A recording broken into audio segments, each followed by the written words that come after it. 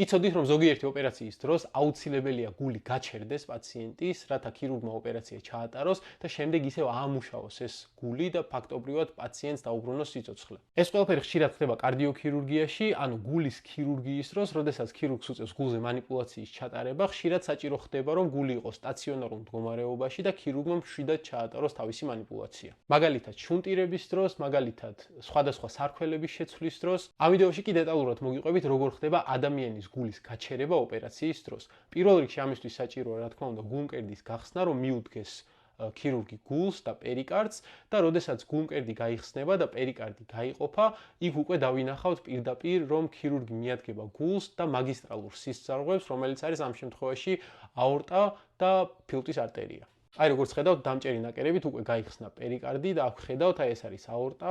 თქვენ ალბათ გაგიჩნდებათ შეკითხვა, რომ გულის მუშაობის და სისხლის მიმოქცევის გარეშე ადამიანი როგორ უნდა გადარჩეს და მართლებიც იქნებით, რადგან ამის გარეშე ადამიანი ვერ გადარჩება.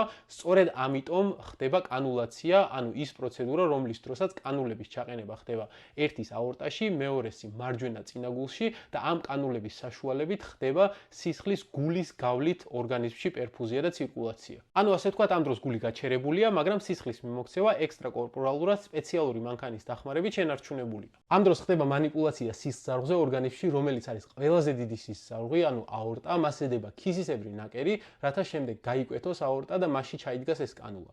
წარმოიდგინეთ, ყველაფერი რამდენად სწრაფად უნდა მოხდეს, რომ იმ უზარმაზარი წნევით გადატყორცნილი სისხლი აორტაში არ დაიკარგოს და ეს კანულა უცებ ჰერმეტულად დაიხუროს. მეორე კანულა კი, რომელიც არის ვენური კანულა და გამოაქვს სისხლი ორგანიზმიდან, თავსდება მარჯვენა წინაგულში და ამით უკვე ქირურგიული პროცედურის განმავლობაში პერფუზია გარანტირებულია.